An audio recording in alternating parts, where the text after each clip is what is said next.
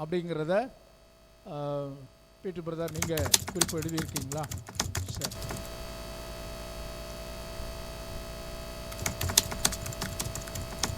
சுருக்கமாக என்னன்னு அதை வேலை நான் சொல்லப்போனால் அது டைம் ஆயிரும்.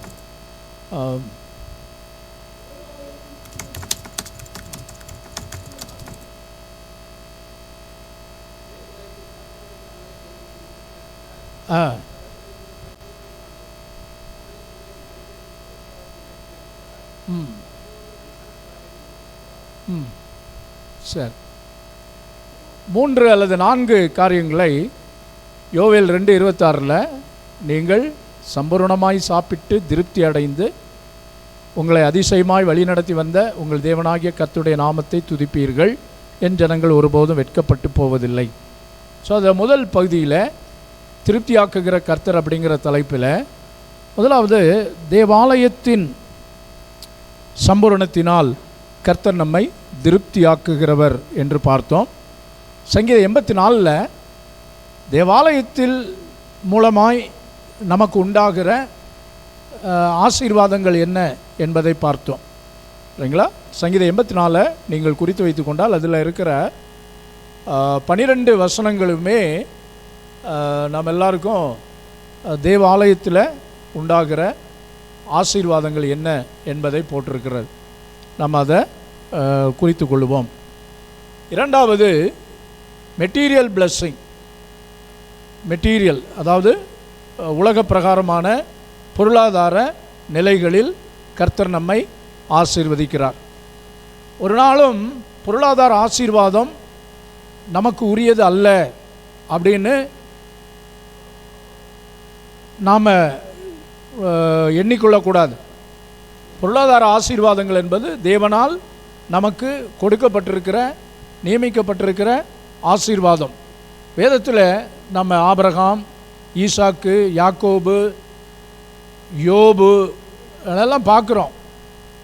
தாவீதை குறித்து நம்ம பார்க்கிறபோது அவன் தாவீது வர வர வர விருத்தி அடைந்தான்.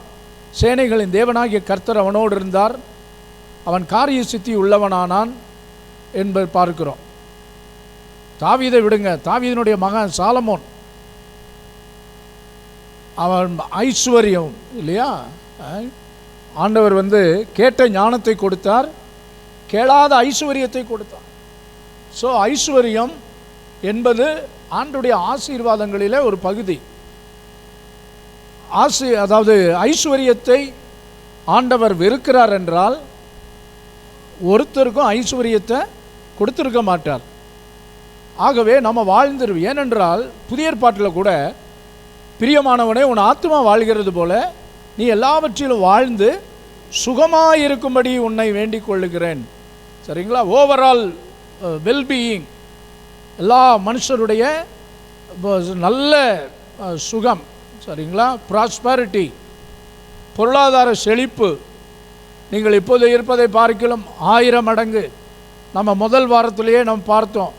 1 மடங்கு ஆசீர்வாதம், 2 மடங்கு ஆசீர்வாதம், 5 மடங்கு ஆசீர்வாதம், 10 மடங்கு ஆசீர்வாதம், 100 மடங்கு ஆசீர்வாதம், 1000 மடங்கு ஆசீர்வாதம், கோடி கோடா கோடியாக.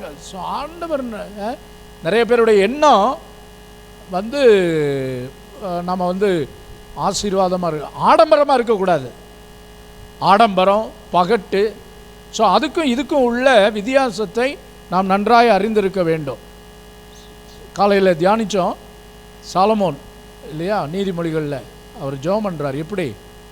ஆண்டவரே, நான் ஐஸ்வர்யவானாகி தேவன் யார் என்று கேட்காதபடி, தரித்திரத்தினாலே கர்த்தர் என்னை கைவிட்டார் என்று சொல்லாதபடிக்கு அன்றாட உணவை, அன்றாட ஆகாரத்தை, போஜனத்தை எனக்கு தாரும் ஆண்டவரே. ஆகவே மிஞ்சி எண்ண வேண்டியதற்கு மிஞ்சி நாம் எண்ணாதபடி தேவன் நமக்கு கொடுத்திருக்கிற ஆசீர்வாதங்களிலே நாம் நிலைத்திருக்க, அப்படி உலக பிரகாரமான ஆசீர்வாதங்கள் நமக்கு வரும்போது கர்த்தர் அதை பழகி பெருக பண்ணும்போது நம்முடைய லெவல் ஆஃப் கிவிங், கர்த்தருக்கு கொடுக்கிற காரியத்திலேயும் நாம் என்ன செய்யணும்? வளரணும் அப்படின்னு சொல்லியெல்லாம் காலையில் தியானித்தோம். ஆவிக்குரிய ஆசீர்வாதங்கள் எவ்வளவு தூரம் கர்த்தர் நமக்கு கொடுக்குறாரோ அதே போலவே உலக பிரகாரமான ஆசீர்வாதங்களும் ஆண்டவர் நமக்கு கொடுக்கிறார். நாங்கள் வளர்ந்த சபையில் இன்றைக்கி இருக்கிற ஃபெசிலிட்டிஸ் எல்லாம் கிடையாது. அன்றைக்கு எல்லாம் 83 நாங்கள் ரட்சிக்கப்பட்ட புதிதில் கூரை ஷெட்டு அப்படி தான் அங்கே பழனத்த சபை சரிங்களா. மியூசிக் இன்ஸ்ட்ருமெண்ட்ஸ் என்ன அப்படின்னா ஒரு பெரிய ட்ரம்மு, இந்த திக்காக இருக்கும் அந்த ட்ரம் ஸ்டிக் முனியில் வச்சு அடிப்போம். அதுதான் பாய் தான், பாய் இந்த கோரப்பாய் பாய் தான் சரிங்களா. உபவாச ஜெபம். வயதானவர்களுக்கு ஸ்டீல் சேர் மடக்கி போடும் இல்லையா, ஸ்டீல் சேர், அது ஒரு 5 சேர் இருக்கும். வயதானவங்க அப்படி தான் பின்னால் அப்படி உட்காந்துருப்பாங்க. மற்றவங்களெல்லாம் பாயில் அப்படி தான் உட்கார்ந்து ஆராதிப்போம். ட்ரம்மு தான் சரிங்களா, ட்ரம்மில் அப்படி தான் பாட்டு. ஆனால் இன்றைக்கு தேவன் நமக்கு நல்ல இருக்கைகளை கொடுத்துருக்கிறார். மார்பிள் போட்ட ஃப்ளோர் சரிங்களா. சில சபைகளில் ஏர் கண்டிஷன் வசதிகள்லாம் இருக்கிறது. இதெல்லாம் கூடாது என்பது அல்ல. அந்த காலகட்டங்களிலே இப்போ பார்க்குறோம் மொபைல், அந்த காலத்திலலாம் மொபைல் கிடையாது இல்லையா. ஸோ ஆகவே இவைகளெல்லாம் கர்த்தர் நமக்கு தருகிறவைகள். அவைகளை ஜாக்கிரதையோடு கவனமாய், இன்னொன்று கர்த்தர் நமக்கு கொடுக்குற ஆசீர்வாதங்கள் எல்லாம் ஒரு ரெஸ்பான்சிபிலிட்டியோட ஆண்டவர் நம்மிடத்தில் என்ன எதிர்பார்க்கிறார், ஒரு பொறுப்பை கடமையை எதிர்பார்க்கிறார். கொடுக்குற ஒவ்வொரு ஆசீர்வாதங்களையும் பேணி பராமரிக்கணும். ஏதேன் தோட்டத்தையே ஆதாம் ஏவாள் 2 பேருக்கு கொடுத்து பண்படுத்தவும் காக்கவும் வைத்தார் என்று பார்க்கிறோம். ஸோ ஆகவே எவ்ரி பிளெஸ்ஸிங் கர்த்தர் நம்ம கொடுக்குற பிள்ளைகளை குறித்து நம்ம ஆண்டவருக்கு கணக்கு கொடுக்கணும். பிள்ளையானவனை நடத்த வேண்டிய வழியிலே நடத்து, முதிர் வயதிலும் அதை அவன் விடாதிருப்பான். ஸோ ஆகவே பிள்ளைகளை கர்த்தருக்கு அடுத்த காரியங்களிலே வளர்த்து ஆண்டவருடைய நாமத்தை மகிமைப்படுத்த கர்த்தர் நமக்கு கொடுக்கிற ஆசீர்வாதங்கள் எல்லாம். ஆகவே அங்கே சொல்லப்பட்டிருக்கிறது பூமியின் கடல் சமுத்திரத்திற்குரிய ஆசீர்வாதங்கள், கீழே பூமியின் ஆழத்திற்குரிய ஆசீர்வாதங்கள் நமக்கு ஆண்டவர் தருவதாக நமக்கு வாக்கு பண்ணினார். திருப்தியாக்கி நடத்துவார். அடுத்து என்ன தந்து நம்மளை நடத்துவார்? ஞானம். யாக்கோபு 1:17 வாசிக்கிறோம்.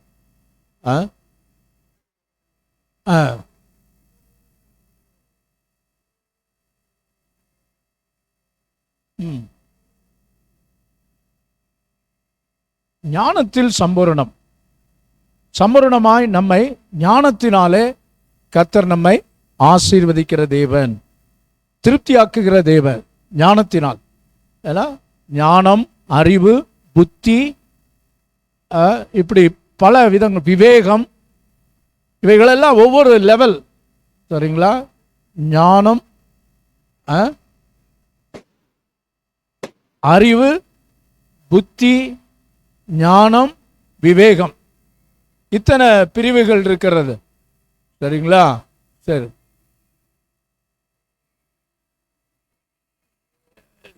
தெப்ப குளத்திலிருந்து இங்கே வந்துருச்சு போல என்ன.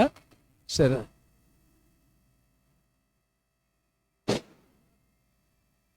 அறிவு, ஞானம், புத்தி, விவேகம். அறிவு என்பது நாம படிக்கிறதுனால, த்ரூ லேர்னிங், ஸ்கூல், காலேஜ், இப்படி படிக்கிறதுனால நமக்கு கிடைக்கிற அறிவு. சயின்ஸ், ஜியாகிரபி, பல. இது எலெக்ஷன் இல்லை, இது ஏதோ ஊர்வலம், சாமி ஊர்வலமா ஏதோன்னு சொல்லி போகிறாங்க. ஓகே, ஏதோ விக்கிரகத்தை தூக்கிட்டு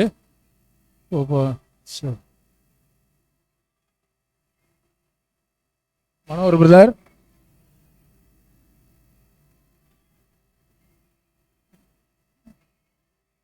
சரி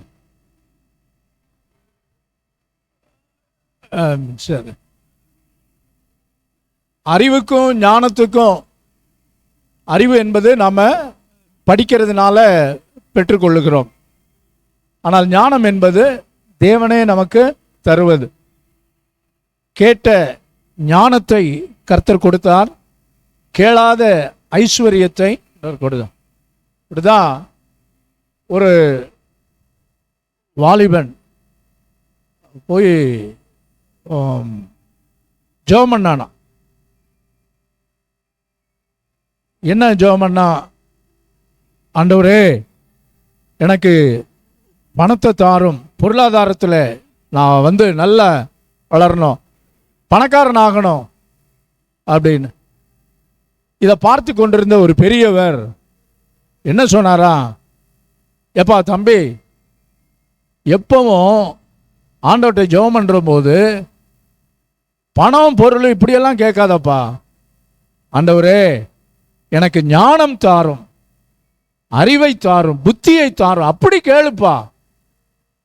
உடனே அவன் சொன்னானா, விவரமான பையன், ஐயா, யாருக்கு என்ன இல்லையோ அதைத்தானையா கேட்கணும் அப்படின்னா.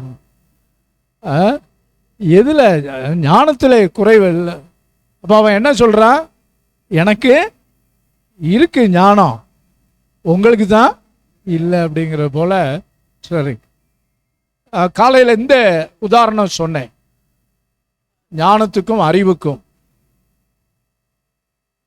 2 ஜெயிலில் இருக்கிறவங்க, கைதிகள் தப்பி போக முயற்சி பண்ணுறாங்க.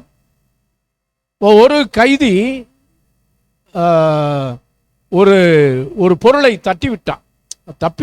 தப்பிக்க முயற்சி செய்கிறபோது டமால்னு கீழே விழுந்துருச்சு. இரவு நேரம். உடனே ஜெயிலர் வந்துட்டார். ஏமா ஜெயிலர் வந்து, ஏய் யாருங்க, என்ன விஷயம்? உடனே இவன் ஞானமா எப்படி செயல்படுறான்னா, அப்படின்னு கத்துறான். ஓஹோ, பூனையா அப்படின்ட்டு ஜெயிலர் போயிட்டாரு. கொஞ்ச நேரம் கழிச்சு அடுத்த கைதி இருக்கானே, அவன் என்ன பண்றான்? அவன் இன்னொரு பொருளை தட்டி விட்டான். டமால்னு கேட்கவும் ஜெயிலர் வந்துட்டாரு. என்ன இன்னொரு சத்தம்? இவன் காப்பி பண்றானா? யாரு? அந்த முதல்ல பூனை மாதிரி கத்துனான்ல, அவனை மாதிரி. இவனுக்கு பூனை மாதிரி கத்துறதுக்கு வரல. ஆகவே என்ன சொன்னானா, ஐயா இது இன்னொரு பூனை அப்படின்னு சத்தமா சொன்னானா. பாருங்க, முதலாவது அவன் ஞானத்தை பயன்படுத்துறான். ஞானம், விஸ்டம், சமயோசிதமாய் செயல்படுகிற. 2வது அவன் அறிவு என்ன சொல்லுகிறது? அவன் என்ன செஞ்சானோ அது மாதிரி செய்ய அப்படின்னு. என்ன செஞ்சிருக்கணும்? அவன் மியாவுன்னு கத்தி இருக்கணும். ஆனால் அதுக்கு பதிலாக என்ன பண்ணிட்டான்? என்னால் முடியல, சத்தம் போட்டு சொல்லி கடைசியில் ஜெயிலர் அவனை திரும்ப உள்ள தள்ளிட்டார். சார், ஞானத்திற்கும் அறிவுக்கும் உரிய கர்த்தர் ஞானத்தை தருகிறார். சரி, ஞானம் கிடைக்கணும், அதுக்கு என்ன செய்யணும்? தேவனிடத்தில் கேட்க கடவன். யாக்கோபு 1:17. ஒரு ஞானத்தில் குறைவுள்ளவனாய் இருந்தால் யாவருக்கும் சம்பூரணமாய் கொடுக்கிறவரும் ஒருவரையும் கடிந்து கொள்ளாதவருமாய் தேவனிடத்தில் கேட்க கடவன், அப்பொழுது அவர் அவனுக்கு கொடுப்பார். கேட்கும்போது கொடுப்பார். இன்னொன்று என்னது? கர்த்தருக்கு பயப்படுகிற பயம். கர்த்தருக்கு பயப்படுதலே ஞானத்தின் ஆரம்பம். கர்த்தருக்கு பயப்படுதலே ஞானத்தின் ஆரம்பம். பாருங்க, ஞானமுள்ள ஒரு பிள்ளை, சில பிள்ளைகள் எல்லாம் விளையாடி கொண்டிருந்தார்களாம். அப்போ ஒரு குறுகலான ஒரு குழாயில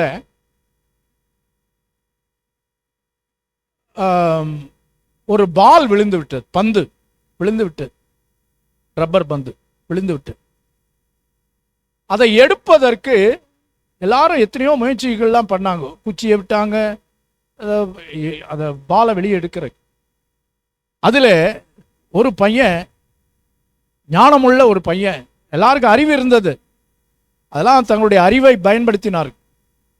ஆனால் ஞானமுள்ள ஒரு பையன் என்ன செய்தானா, தண்ணி கொண்டு வந்து அதில் ஊற்றினாலும் தண்ணீர் உள்ளே போய் இந்த பாலை என்ன பண்ணிருச்சு, வெளியே வந்துருச்சு. வேறங்கள அதான் அறிவுக்கும் ஞானத்திற்கும் உரிய. கர்த்தருக்கு பயப்படுதலே ஞானத்தின் ஆரம்பம். இன்னைக்கு அறிவு இருக்கிறது, நிறைய பேருக்கு அறிவு இருக்கிறது, ஆனால் என்ன இல்லை, ஞானம் இல்லை, ஞான குறைவு. சாலமோன் தேவனிடத்தில் ஐஸ்வர்யத்தை கேட்கல, ஞானத்தை கேட்டான். அப்போ ஞானத்தை கேட்கிற போது தேவையான ஐஸ்வர்யமும் தானாக கிடைக்கிறது. அருமையானவர்களை, இன்றைக்கு நாமும் கர்த்தர் நமக்கு ஞானத்தை கொடுக்கும்படி அவர் ஆவலோடு இருக்கிறார். சம்பூரணமாய் கொடுக்கிற தேவன், சம்பூரணமாய் சாப்பிட்டு திருப்தி அடையும் ஆண்டவர் நம்மை வழி நடத்த போதுமானவராக இருக்கு. இன்னும் கிருபா வரங்கள், கனிகள் வேலையெல்லாம். ஆகவே கர்த்தர் என்னென்ன விதத்தில் எல்லாம் ஆண்டவர் நம்மளை திருப்தியாக்குகிறார் என்று இன்னொரு காலையில் 4 காரியங்கள் பார்த்தோம். தொடர்ந்து இன்னும் ஒரு 3 காரியங்கள் பார்க்க போகிறோம். நன்மையினால் திருப்தியாக்குகிற கர்த்தர், குட்னஸ், நன்மையினால் திருப்தியாக்குகிற கர்த்தர். வாசிக்கலாம், எரேமியா 31:14. எரேமியா தீர்க்கதரிசன புத்தகம் 31:14. ஆசாரியர்களின் ஆத்துமாவை கொழுமையானவைகளினால் பூரிப்பாக்குவேன், என் ஜனங்கள் நான் அளிக்கும் நன்மையினால் திருப்தியாவார்கள் என்று கர்த்தர் சொல்லுகிறார். கர்த்தர் அளிக்கிற நன்மை, தி குட்னஸ். தாவீது சங்கீதம் 23 அதைத்தான் சொல்லுகிறார். நன்மையும் கிருபையும் என்னை பின்தொடரும், கர்த்தருடைய வீட்டில் நீடித்த நாட்களால் நிலைத்திருப்பேன். சங்கீதம் 103 கூட நன்மையினால் உன் வாயை திருப்தியாக்குகிறார், தீமையினால் அல்ல, நன்மையினால்.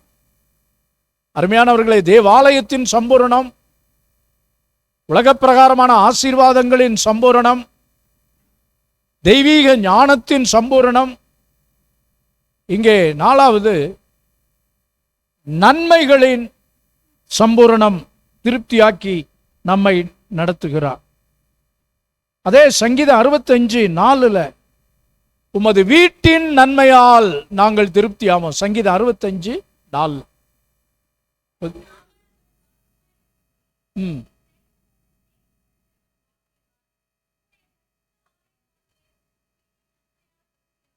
உமது வீட்டின் நன்மையால், தேவாலயத்தின் நன்மை. அதான் சொன்னேன், சங்கீதம் 84 சொல்லப்பட்டிருக்கிற இந்த ஆசீர்வாதங்கள், உடைய வீட்டின் நன்மைகள். தேவாலயத்தில் என்னெல்லாம் உண்டு, தேவனுடைய வீட்டில் என்னவெல்லாம் உண்டு. தேவாலயத்தில் எதுக்காக நம்ம ஆலயத்திற்கு வர்றோம்? என்னங்க, என்ன பிரதர்? சபை கூடி வருதலை விட்டு விடாதிருங்கள் என்று ஒருவருக்கொருவர் புத்தி சொல்லிக் கொள்ளுங்கள். நாளானது எவ்வளவு சீக்கிரம் இருக்கிறது, கர்த்தருடைய வருகை எவ்வளவு சீக்கிரம். சபை கூடி வருதல் ஏன் அப்படின்னா, சபையில தான் அன்பு, ஐக்கியம், ஒரு மனம், ஏக சிந்தை. சபை என்பது ஒரு குடும்பம், சபை என்பது ஒரு யுத்த களம், நம்மளை ஆயத்தப்படுத்துகிறது, நம்மளை ப்ரிப்பேர் ஆக்குறது.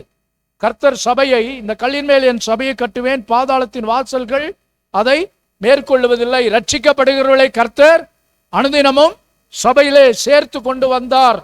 இப்ப ரட்சிக்கப்பட்ட உடனே பரலோகத்துக்கு கர்த்தர் நம்மளை கொண்டு போயிருக்கலாம், உடனடியாக ப்ரமோஷன் கொடுத்து ஆண்டவர் கொண்டு போயிருக்கலாம். ஏன் சபையில கொண்டு வந்து நம்மளை ஆயத்தப்படுத்துகிறார் என்றால், சபைதான் நம்மை அந்த பரலோக ராஜ்யத்திற்கு சுதந்திரர்களாக நம்மை பயிற்றுவிக்கிறது, ட்ரெயின் பண்ணுகிறது, நம்மளை வழி நடத்துகிறது. பரிசுத்த ஆவியானவர் நமக்கு தந்து நம்மளை ஆயத்தப்படுத்துகிறது. சரிங்களா? ஆகவேதான் சபை கூடி வருதல் தேவாலயத்தின் நன்மையினால். சங்கீதம் 107:8 தவனமுள்ள ஆத்துமாவை கர்த்தர் திருப்தியாக்குகிறார். தவனமுள்ள ஆத்துமாவை.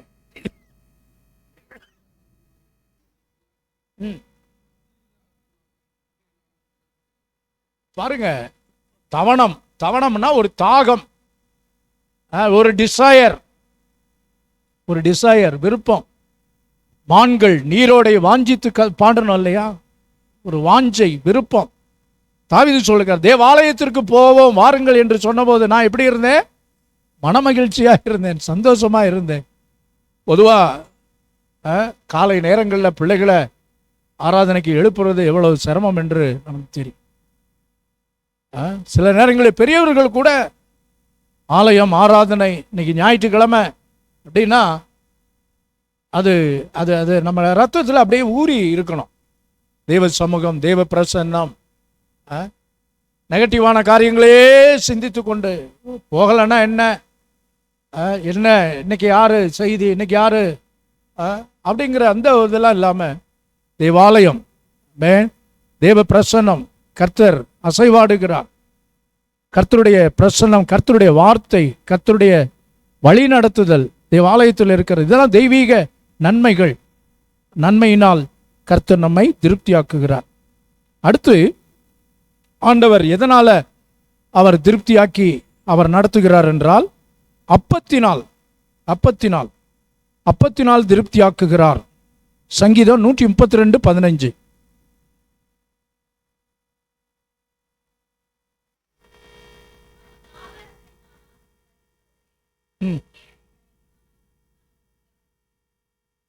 அதன் ஆகாரத்தை நான் ஆசீர்வதித்து வருவேன், அதன் ஏழைகளை நான் அப்பத்தினால் திருப்தியாக்குவேன். ஆண்டவர் அடுத்து என்ன நம்மளை திருப்தியாக்குகிறாரா? அப்பத்தினால். ஃபுட். இப்போ நமக்கு அப்பம் இல்ல, அரிசி. அரிசி தான் நம்ம ரைஸ், அதுதான் நிறைய நம்ம சாப்பிட்றோம். வட இந்தியாக்காரர்கள் கோதுமை சப்பாத்தி அதுதான் அதிகமாக சாப்பிட. என்னென்னோ ஆண்டவர் அதுவும் சொல்லியிருக்க, உச்சிதமான கோதுமையினால் உன்னை திருப்தியாக்குவேன், ஆசீர்வதிப்பேன். நமக்கு என்ன அதெல்லாம் சாப்பிட்டாலும் நைட்டு ஒரு கப் சாதம் இருந்தால் தான் நமக்கு தூக்கம் வரும். அதனால் அந்த டைப்பு தான். சரிங்களா? என்ன நமக்கு டிஃபன் அது இதுன்னு சாப்பிட்டாலும் இந்த சாதம் ஒரு கப் இருந்தால் தான். சில சாம்பார், ஆரியமாக வைக்கிற சாம்பாரெல்லாம் இந்த மாதிரி சாம்பார் இருந்தால் ஒரு மூட சோறு உள்ளே போகும் அப்படின்னு சொல்கிற அளவுக்கு நமக்கு அதுதான். ஆமாங்க, ஆமாம் சார், நீங்கள் சொல்கிறது நீங்கள் சொல்கிறது தான் உண்மை. ஆனால் கடைப்பிடிக்கிற போதில் உள்ள சிரமங்கள் நமக்கு அது செட் ஆகாது அப்படிங்கிற மாதிரி. சரி, சார் சொல்கிறது 100% உண்மை. சரிங்களா? ஓகே, சரி, ஆமாம், சரி. ஆகவே ஆண்டவர் என்ன செய்கிறார்? ஆகாரத்தினால திருப்தி ஆக்குகிறவரா நம்முடைய ஆண்டவர்? இல்லை, ஆவிக்குரியவர்கள் நம்மெல்லாம் என்ன சாப்பாடா நமக்கு முக்கியம்? ஆண்டவர் 5 அப்பம் 2 மீனை கொண்டு எத்தனை பேரை போஷித்தார்? 5000 பேரை போஷித்தார். இன்னொரு முறை 4000 பேரை போஷித்தார். அது ரெண்டுமே தனித்தனியான சம்பவங்கள். சரிங்களா? ஆகவே ஆண்டவர் பிரசங்கம் பண்ணிட்டு போயிட்டு வாங்கப்பா, மனுஷன் அப்பத்தினால மாத்திரமல்ல தேவனுடைய வாயிலிருந்து புறப்படுகிற ஒரு வார்த்தையினால் பிழைப்பான், போங்கப்பா அப்படின்னு சொல்லி அவர்களை பசியோடும் பட்டினியோடும் அனுப்பவில்லை. கரிசனை கொள்ளுகிற ஆண்டவர், எப்பா இவ்வளோ நாள் பிரசங்கம் கேட்டு அப்படியெல்லாம் போயிருக்காங்களே, அவங்கள என்ன செய்வோம்? சாப்பாடு கொடுத்து அனுப்புவோம்ப்பா அப்படின்னு சொல்லி. குறைவு தான், 5 அப்பம் 2 மீன் தான். ஆனால் கர்த்தர் 5000 பேருக்கு. இன்னொரு முறை சில மீன்கள் சில அப்பங்களை கொண்டு 4000 பேருக்கு அப்படியெல்லாம் ஆண்டவர் போஷித்தார், வழி நடத்தினார். கர்த்தருக்கு மகிமை உண்டாகட்டும். செகண்ட் சர்வீஸ்க்கு வர்றவங்களுக்கு எப்போதுமே ஸ்டீஃபன் என்ன வச்சிருக்கிறாரு? சுண்டல் வச்சிருக்கிறார். கேரட்டா?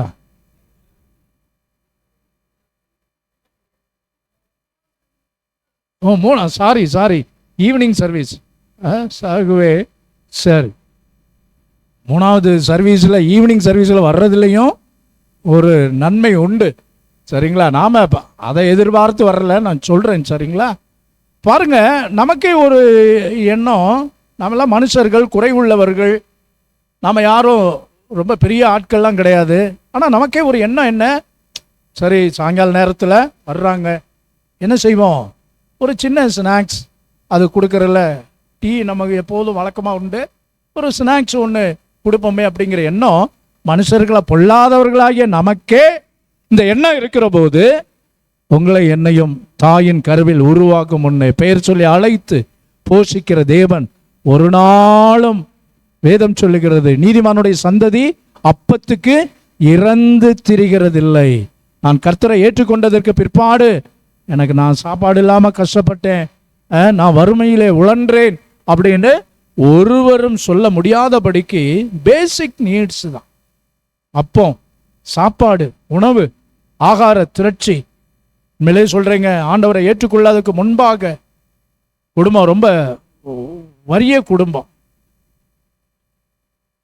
மதிய உணவு மக்காச்சோள உப்புமா அப்படி வாங்கிட்டு வந்த காக்கி ட்ரௌசரில் மக்காச்சோள இதை வாங்கிட்டு வந்த நாட்கள்லாம் இப்போ கர்த்தர் திரளாய் ஆசீர்வதித்திருக்கிறார். பஞ்ச காலத்தில் விதவையை ஆண்டவர் ஆசீர்வதித்தார். நன்மையினால் வாயை திருப்தியாக்குகிறார். ஆகாரத்தினால், அப்பத்தினால். ஒரு நாளும் கர்த்தரை தேடுகிறவர்களுக்கும் ஒரு நாளும் குறைவு ஏற்படாது. தேவனை இன்னும் அதிகமா. அடுத்து ஆண்டவர் என்ன செய்கிறாரா? கிருபையினால் திருப்தியாக்குகிறான். கிருபையினால் திருப்தியா. இந்த வருஷத்தின் ஆரம்பத்திலேயே ஆண்டவர் நமக்கு வாக்கு கொடுத்துட்டான். என்ன வாக்கு தத்துவம்? கர்த்தர் உன்னை ஆசீர்வதித்து உன்னை காக்க கடவர். கர்த்தர்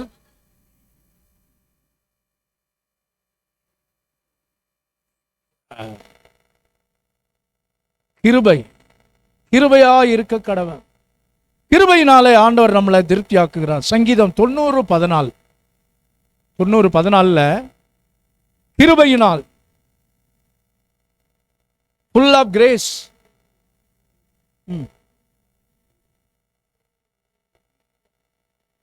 கிருபையினால் திருப்தியாக்கும்.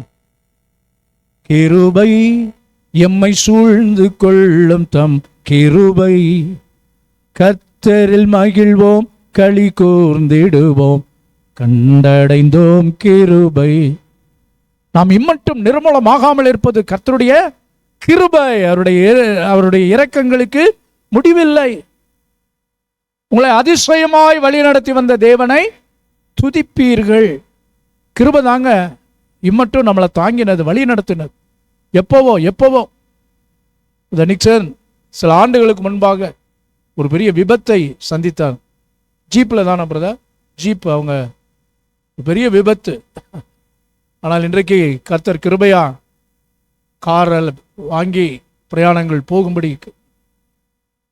நாமும் 2 முறை பெரிய விபத்துக்களை சந்தித்தோம். நம்முடைய ஞானம், திறமை ஒன்றும் கிடையாது.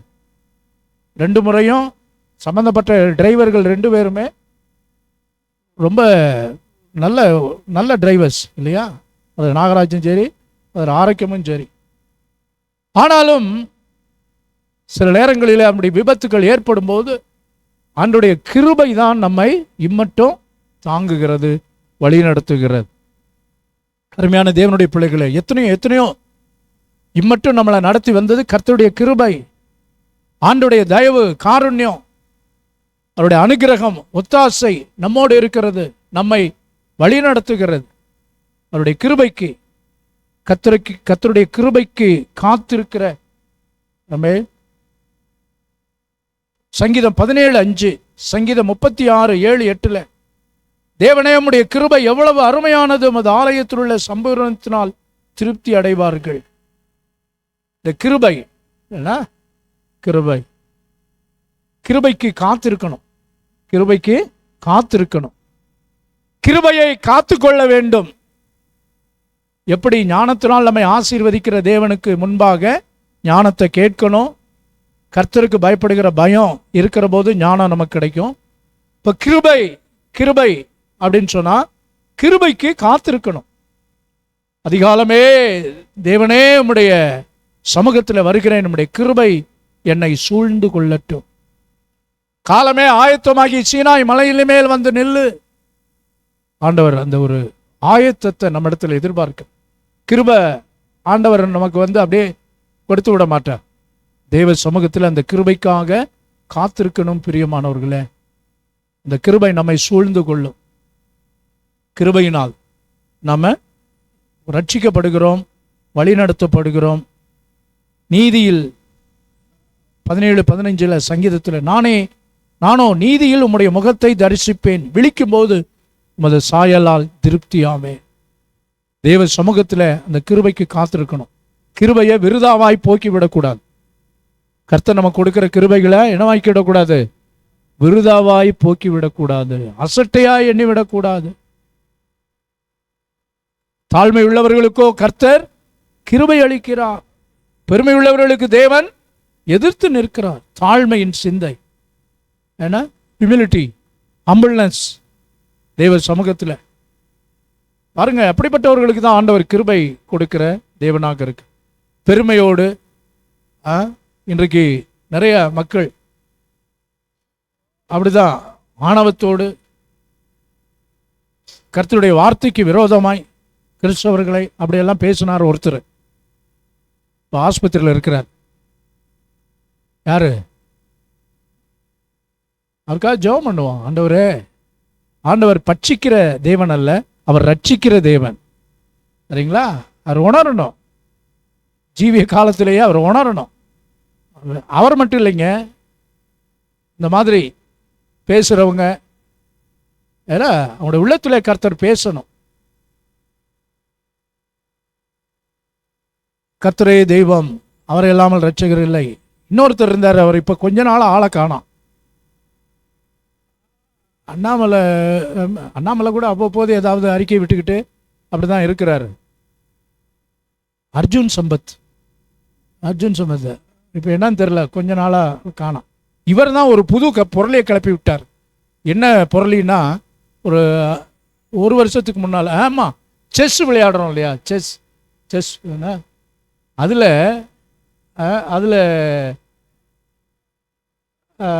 அது ராஜா அந்த ராஜா கிங் அதை குறிக்கிறதற்கு அந்த அந்த அந்த அது வந்து மேலே கிரீடம் மாதிரி இருக்கும்.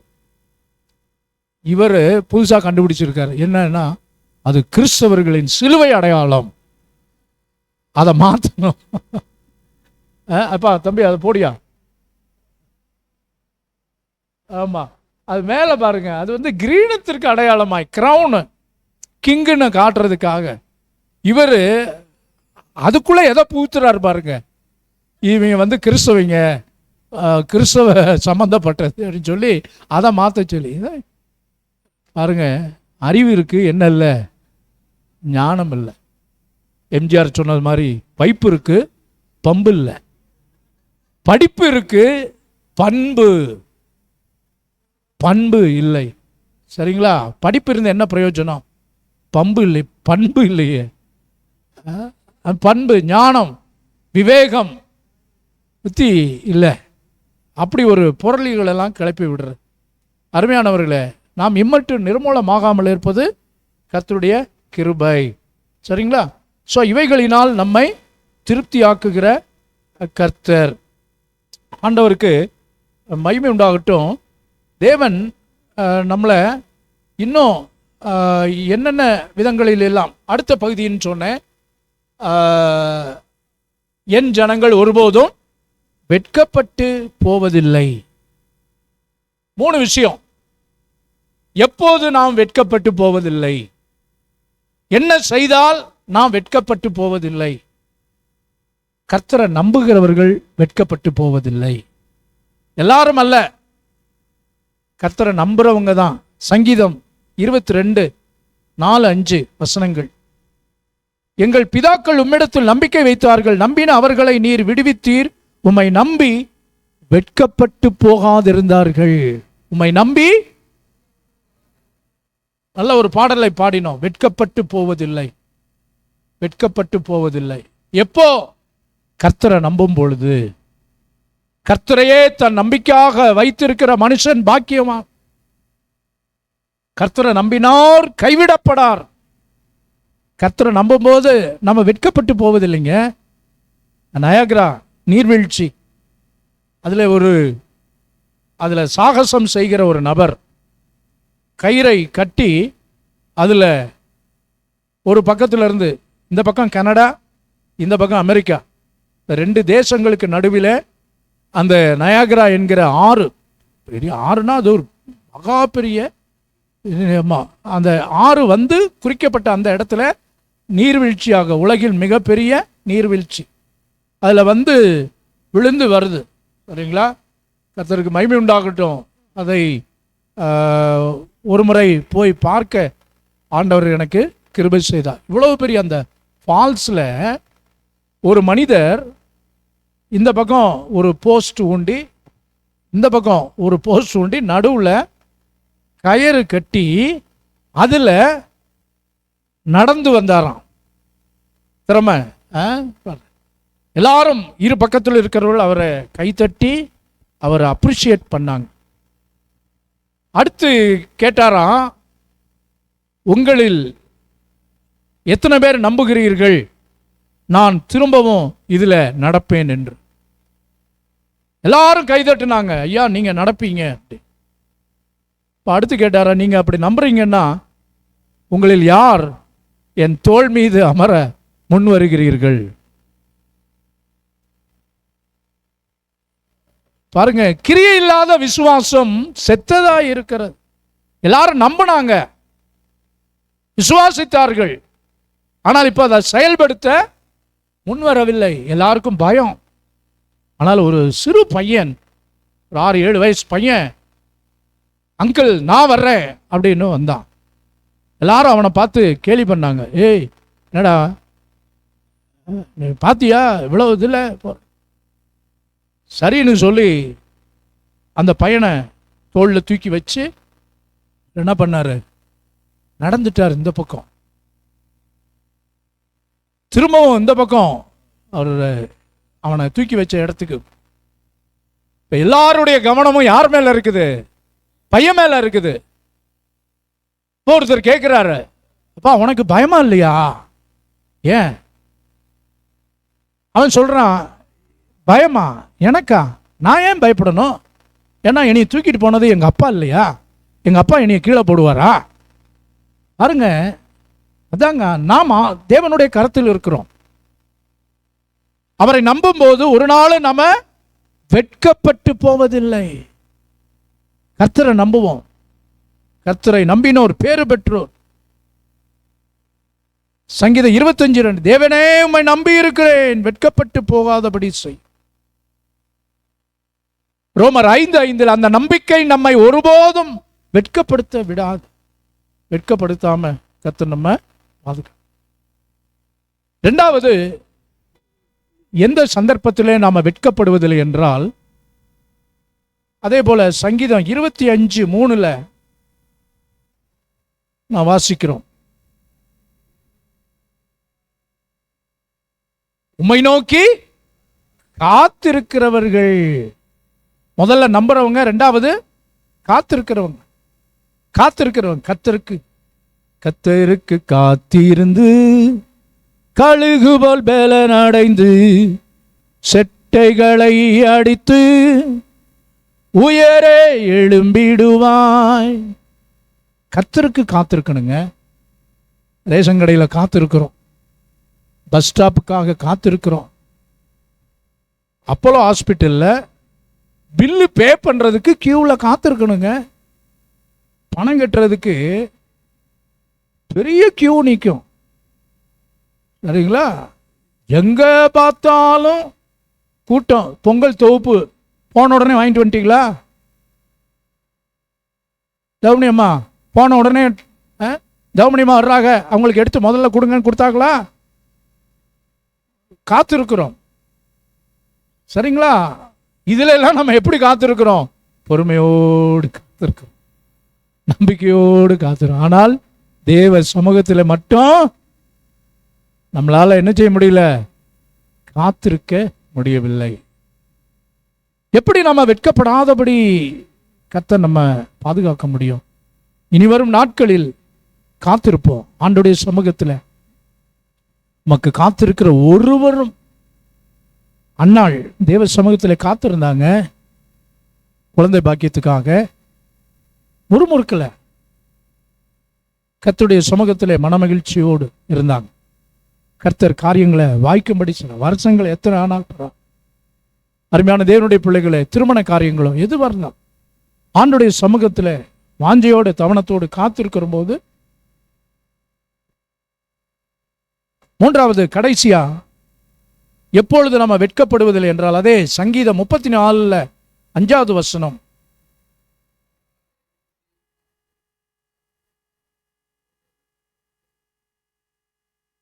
அவர்கள் அவரை நோக்கி பார்த்து பிரகாசம் அடைந்தார்கள். நம்பும் போது, காத்திருக்கும் போது, மூன்றாவது அவர் முகத்தை பார்க்கும்போது.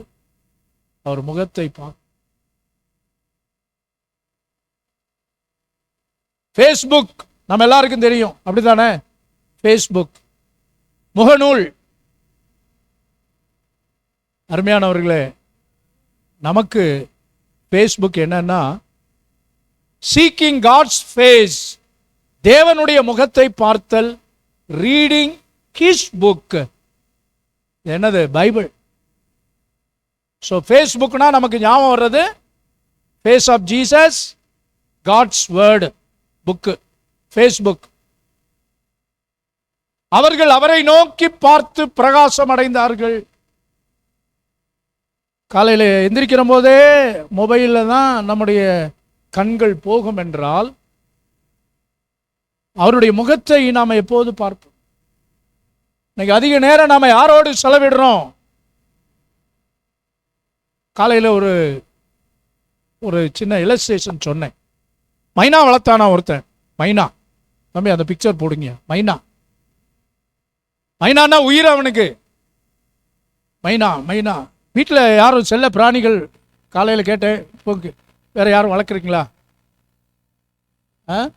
கிளி வளர்க்குறீங்களா? கிளி, புறா, முயல், மைனா இப்படியெல்லாம் நிறைய. ஜாபேஸ் முயல் வளர்த்துக்கிட்டு இருந்தாப்புல, இப்போ இல்லை.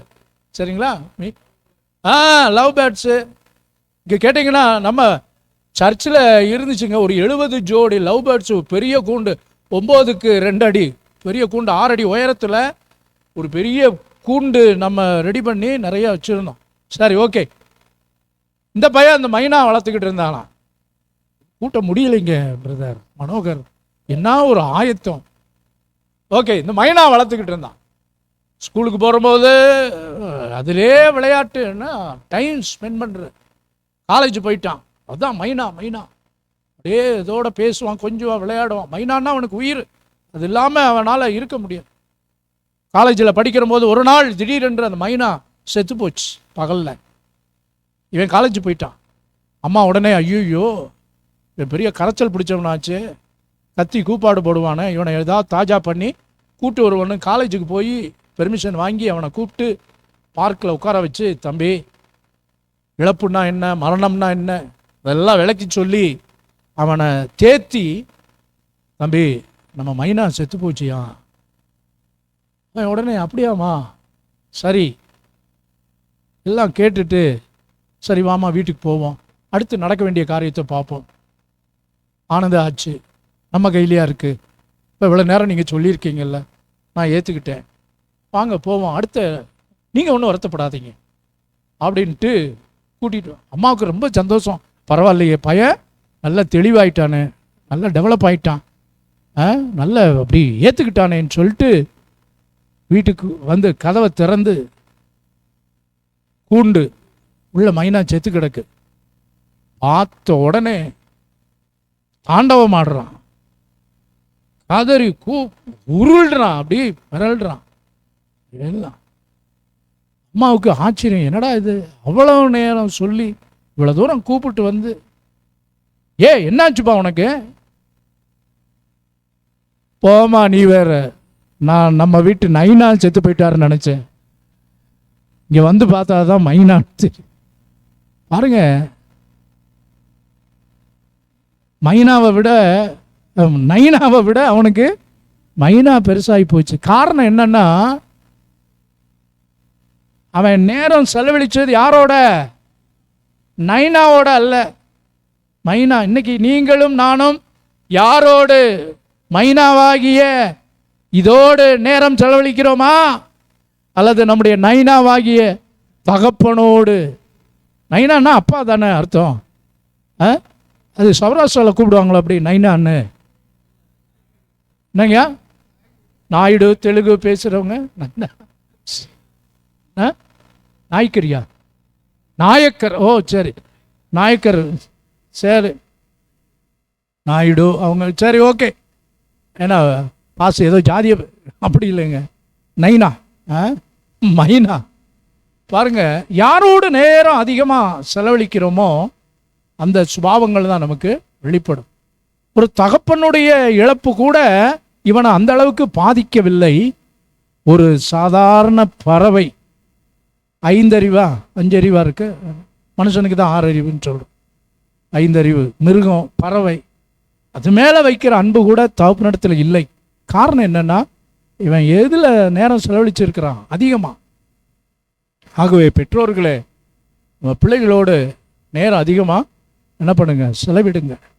நாம் எல்லாருமா சேர்ந்து நம்முடைய பரம தகப்பன், அவர் தான் நம்முடைய நைனா இல்லையா? அப்பா, பிதாவே, அவருடைய முகத்தை மனுஷனோட பேசுறதுக்கு முன்பாக நம்ம ஆண்டவரோட பேசணும் இல்லைங்களா? இந்த 3 காரியங்களை செய்யும்போது என் ஜனங்கள் ஒருபோதும் வெட்கப்பட்டு போவதில்லை. வெட்கப்பட்டு ஜெபம் பண்ணுவோமா? கிருபை இரக்கம் நிறைந்த அன்பின் ஆண்டவரே, ஆசீர்வதிக்கப்பட்ட இந்த மாலை நேரத்தில் எங்களை அர்ப்பணிக்கிறோம், ஒப்புக் கொடுக்கிறோம். என் ஜனங்கள் ஒருபோதும் வெட்கப்பட்டு போவதில்லை. சம்பூரணமாய் சாப்பிட்டு திருப்தி அடைந்து உங்களை அதிசயமாய் நடத்தி வந்த உங்கள் தேவனாகிய கர்த்தருடைய நாமத்தை துதிப்பீர்கள் சொல்லியிருக்கிறேன். எதனாலெல்லாம் நீர் எங்களை சம்பூரணமாக்குகிற தேவன், ஆசீர்வதிக்கிற தேவன் என்பதை தியானி. மாலை நேரத்தில் எப்பொழுது நாங்கள் வெட்கப்பட்டு போவதில்லை, உம்மை நம்பும் போது, உமக்கு காத்திருக்கும் போது, உடைய முகத்தை தேடும் போது நாங்கள் வெட்கப்பட்டு போவதில்லை. உம்முடைய முகத்தையே தேட, உம்முடைய வேதத்தை வாசிக்க எங்களுக்கு கிருபை செய்யுங்க. மாலை நேரத்தில் வந்திருக்கிற தம்முடைய பிள்ளைகள் ஒவ்வொருவரையும் ஆண்டவரே, குறிப்பா brother Nixon, brother Prabhakaran, Kannan sir, பிள்ளைகள் ஒவ்வொருவரையும் உடைய கரத்தில் அர்ப்பணிக்கும். தெய்வ கரம் இந்த மாலை நேரத்திலும் தடைப்பட்ட மக்களுக்காக ஜெபம் பண்ணுறோம். ஆண்டவரே, ராஜசேகர் சாருக்காக ஜெபம் பண்ணுறோம். சம்பூர்ணம் டீச்சர், அவருடைய பிள்ளைகள், மருமக்கள், பேரப்பிள்ளைகள் கடந்த வாரத்தில் சாட்சியாய் தம்முடைய பிள்ளைகளை எடுத்துன்னு நோவாவுக்காக ஜெபம் பண்ணுறோம். அந்த மகனுடைய வாழ்க்கையில் கர்த்தர் நீர் முன்குறித்த காரியங்கள் எல்லாம் நிறைவேறட்டும். அந்த குடும்பத்தை ஆசீர்வதிங்க. ராஜசேகர் சாருடைய மைத்துனர், அவருக்காக ஜெபம் பண்ணுறோம். கர்த்தர் அவரை ஆசீர்வதிங்க. குடும்பங்களை நாம் மகிமைப்படட்டும். சுகவீனமாக இருக்கிற அவங்களுடைய தாயாரை கர்த்தாவே ஆசீர்வதிங்க.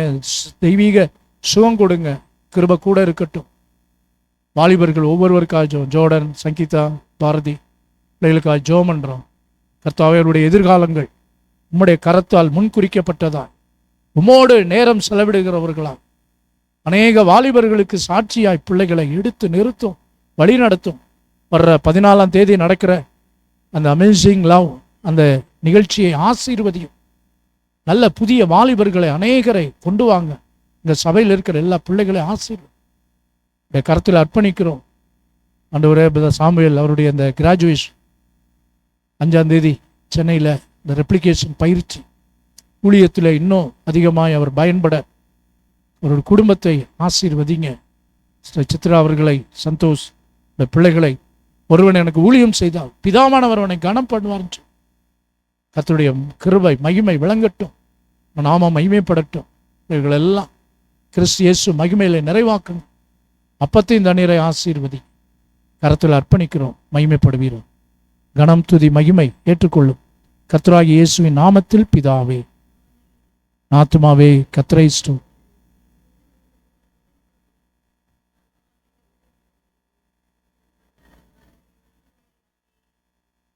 நம்முடைய கர்த்தராகிய இயேசு கிறிஸ்துவினுடைய கிருபை, பிதாவாகிய தேவனுடைய அன்பு, பரிசுத்த ஆவியானவரின் அந்யோன்ய ஐக்கியம், சந்தோஷ சமாதானம் நம் அனைவரோடும் தேவனுடைய பிள்ளைகள் யாவரோடும் வருகை பிருந்தம் இருப்பதாக. ஆமேன், ஆமேன். கர்த்தர் உன்னை ஆசீர்வதித்து உன்னை காக்க கடவர். கர்த்தர் தமது முகத்தை பிரகாசிக்க பண்ணி உன்மேல் கிருபையாயிருக்க கடவர். கர்த்தர் தமது முகத்தை பிரசன்னமாக்கி உனக்கு சமாதானம் கட்டளையிட கடவர் என்பதே. ஆமேன், ஆமேன். எல்லாருக்கும் ஸ்தோத்திரம். கர்த்தர் உங்களை ஆசீர்வதிப்பார். கம்யூனியன்